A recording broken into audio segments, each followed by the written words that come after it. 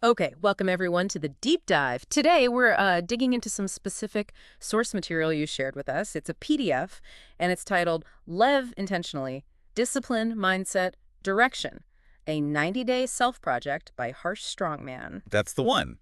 And our focus for this deep dive is really zeroing in on, well, what this text is saying right at the beginning, the initial pages. Yeah, the mission is to understand that opening message and the kind of tone it sets. And I have to say, just jumping into these first few pages, Yeah. it's quite an opening, a bit unexpected. Unexpected is definitely one way to put it. I mean, you crack open this thing expecting maybe some motivation for a 90-day project. Right. And the very first message you really encounter is, well, it's something else. It's very direct. It really is. And what's particularly striking, just looking only at the material we were given, is how much space is taken up by basically one single paragraph, repeated. Oh, interesting. How much space were we talking? Well, it's the exact same block of text on page 4, page 5, and it keeps going all the way through page 56. Wait, pages 4 through 56, just the same paragraph over and over. Exactly. That's a huge chunk of the provided document dedicated to this one message. Okay, we definitely need to hear this message then. Let's pull the quote directly from the source. How does it start?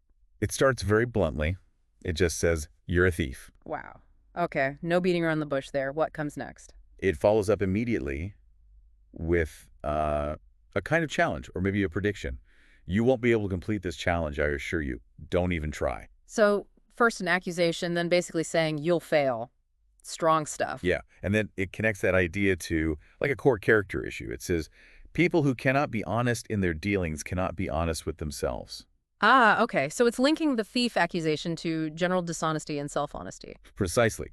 And then it makes the stakes even higher. You lack integrity, you won't get anywhere in life, I guarantee it. And a guarantee, that's a bold claim to make right at the start of a self-improvement guide. Very bold. And just in case you missed the point, it repeats the accusation. You're a thief stealing someone's hard work. Okay, so it's really doubling down on that theft angle. And then it offers this sort of final judgment. Thieves never win? Thieves never win. Huh.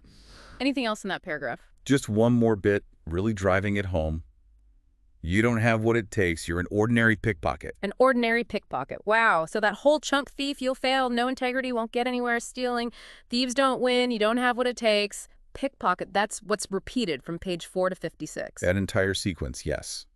Word for word on every single one of those pages in the source we have. And you mentioned the source also has, like, standard copyright info. It does, standard stuff. Copyright 2019, Life Math Money.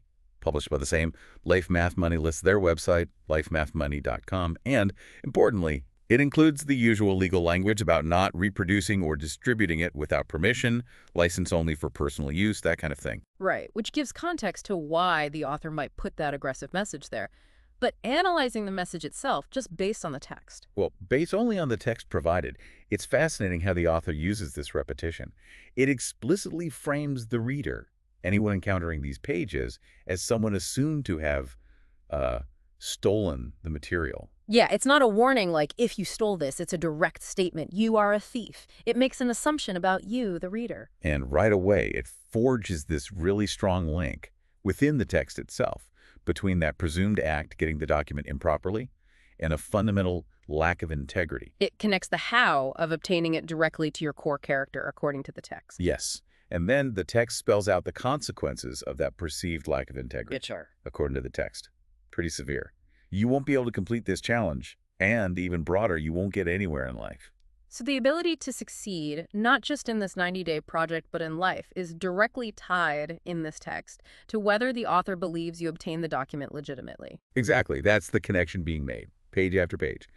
And this repetition, the sheer bluntness of the language, it establishes a very specific tone right away. What kind of tone would you say? Oh, definitely confrontational, challenging. It makes this immediate, quite negative judgment about your character, your potential, all stemming from the author's viewpoint on how you might access these specific pages.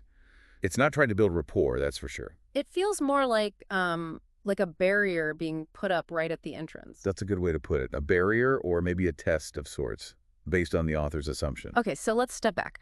Why does focusing on this repetitive section matter for you, the listener, trying to understand this source? I mean, it's just repeating itself, right? Well, yes, but how it repeats and what it repeats is significant. It tells you a lot about the author's approach, at least as presented in this part of the material. It's just a really, really unusual way to begin any kind of guide, especially one about self-improvement. Right. Usually you expect encouragement, maybe, not an immediate accusation. Exactly. So regardless of how you actually got hold of the document, maybe it was legitimate, maybe not the text itself, on these pages forces you to confront these really heavy themes straight away.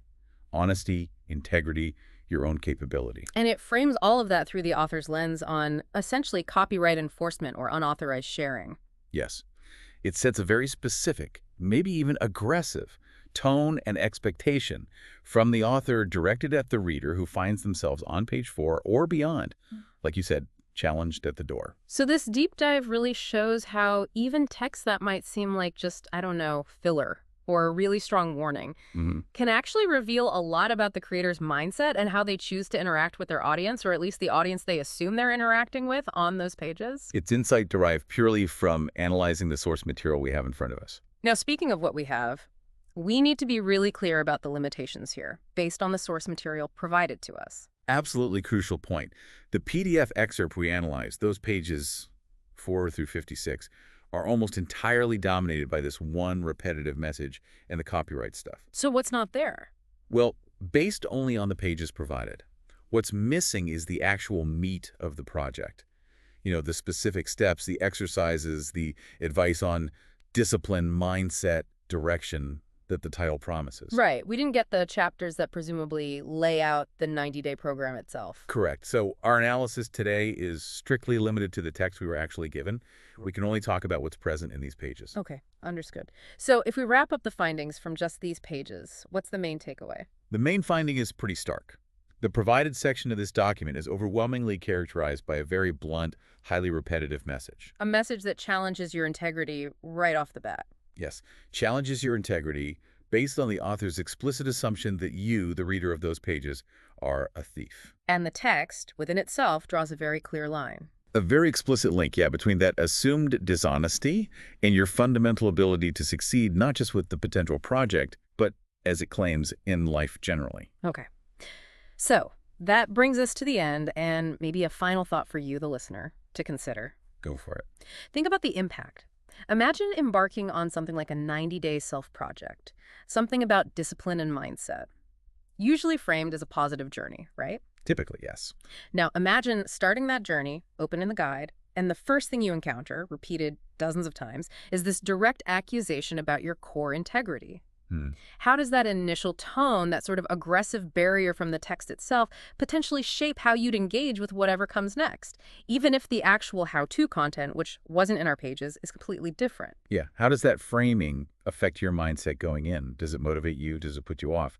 Does it make you question yourself or the author? Something interesting to chew on, definitely. How that initial interaction presented in the text colors the whole experience.